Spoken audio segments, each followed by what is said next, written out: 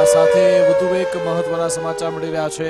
ગીર સોમનાથમાં દરિયાઈ વિસ્તારમાં પેટ્રોલિંગ કરવામાં આવ્યું। સોમનાથ મહાદેવ મંદિરની સુરક્ષામાં પણ વધારો કરવામાં આવ્યો છે।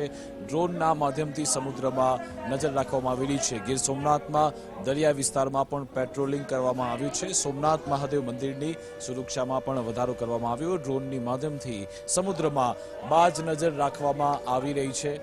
ગીર સોમનાથમાં દરિયાઈ વિસ્તારમાં પણ પેટ્રોલિંગ કરવામાં આવેલી છે। સોમનાથ મહાદેવ મંદિરની સુરક્ષામાં પણ વધારો કરવામાં આવ્યો છે અને આ અલગ અલગ જે ધાર્મિક સ્થળો છે ત્યાં પણ સુરક્ષા વ્યવસ્થા સઘન થઈ રહી છે। ધર્મેશ, ગુજરાતના તમામ જે ધાર્મિક જગ્યાઓ છે, મંદિરો છે, ત્યાં અત્યારે સુરક્ષા વ્યવસ્થા સઘન। સોમનાથ મહાદેવ મંદિરની સુરક્ષા પણ વધારાઈ।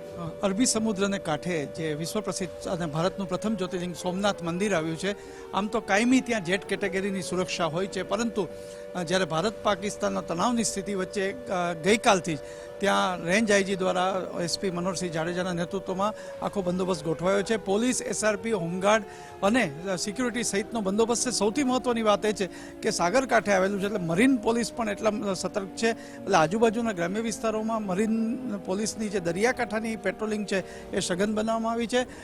જે ભાવિકો આવી રહ્યા છે, કારણ કે વેકેશનનો સમય છે એટલે ભાવિકો પણ આવી રહ્યા છે, તો શ્રદ્ધાળુ માટે જે ચેકિંગ છે, પાર્કિંગ વ્યવસ્થા છે, આ તમામ વસ્તુમાં અવારનવાર જેને કહેવાય ચેકિંગ સહિતની પ્રક્રિયા પોલીસ તંત્ર દ્વારા થઈ રહી છે અને સંપૂર્ણ 24/7 જેને કહેવાય મોનિટરિંગ એસપી કચેરી અને રેન્જ આઈજીની કચેરીમાં થઈ રહ્યું છે। જી બિલકુલ, આભાર તમામ જાણકારી આપવા બદલ। તો આ તમામ જે દરિયાઈ વિસ્તાર છે, સુરક્ષા વ્યવસ્થા ત્યાં સઘન થઈ ચૂકી છે। તમામ ધાર્મિક વિસ્તારો, એવા પણ જે સંવેદનશીલ વિસ્તારો છે।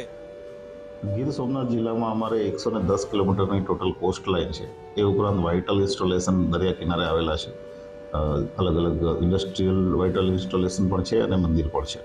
અને આ તમામ જગ્યાએ પોલીસની હાજરી, પોલીસનું ચેકિંગ, ફ્રિસ્કિંગ, બોટ દ્વારા પેટ્રોલિંગ, કોસ્ટલ સાથે joint patrolling, local fisherman group સાથે, લોકલ વિલેજ આગેવાનો સાથે મીટિંગ, એમના દ્વારા માહિતી મેળવવાની કામગીરી, ડ્રોનથી સર્વેલન્સ, સોશિયલ મીડિયા વોચિંગ, આ તમામ એક્ટિવિટી અત્યારે પૂરજોશમાં ચાલે છે અને અમે લોકોના સહયોગ સાથે આ સુરક્ષા વ્યવસ્થા મજબૂત કરી રહ્યા છીએ। સોમનાથ મંદિરમાં અમે ઓલરેડી અમારી મોટા પાયે સુરક્ષા વ્યવસ્થા ત્યાં છે જ, પણ અમે હમણાં વધારો કર્યો છે।